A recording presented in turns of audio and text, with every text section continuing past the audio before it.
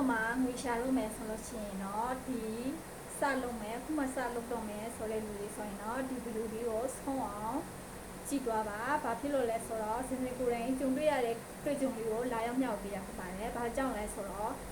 အကောက်ကိုစစ်ပါကိုစလုပ်တော့မယ်ဆိုလို့ဒီကိုယ့်ရဲ့အကောက်ကို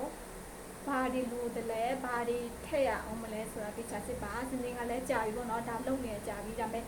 အကောက်ဖွင့်တော့ကမျိုးသားဖွင့်ပေးတာဖြစ်တဲ့အတွက်တတိမထားမိဘူးပေါ့နော်ပြန်စစ်ဖို့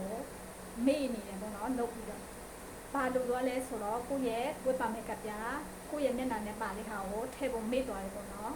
အဲ့ဒါလိုတော့ပဲဖြစ်ပါတယ်အဲ့ဒါလိုပေါ့နော်တကယ်လို့ကိုယ့်ရဲ့အကောင့်မှာ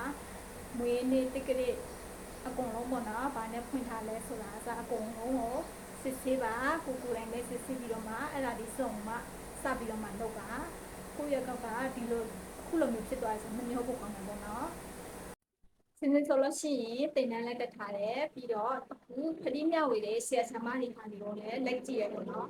လူတင်တာနဲ့ပတ်သက်ပြီးတော့မှလည်း point မထိဘူးဘာနဲ့မှ point မထိဘူးပေါ့နော်အခုဒီအချက်လက်ကလေးကိုလိုသွားတာနဲ့ဖေးချင်းပိတ်ခံထိသွားတာပေါ့နော်အခုဆိုရင်ဒီအဲ့ဒီအကောင်မှာဆိုလို့ရှိရင်ဈေးကရောက်နေရပါပြီပတ်စံလည်းဝင်နေပြီပေါ့နော်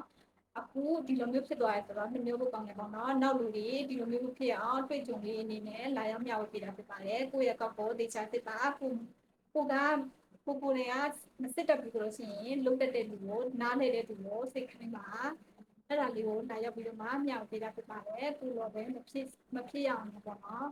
ဒါကြောင့်မလို့ဒီဗီဒီယိုကိုကြည့်ပေးတဲ့အတွက်လည်းကျေးဇူးတင်ပါတယ်ရှင်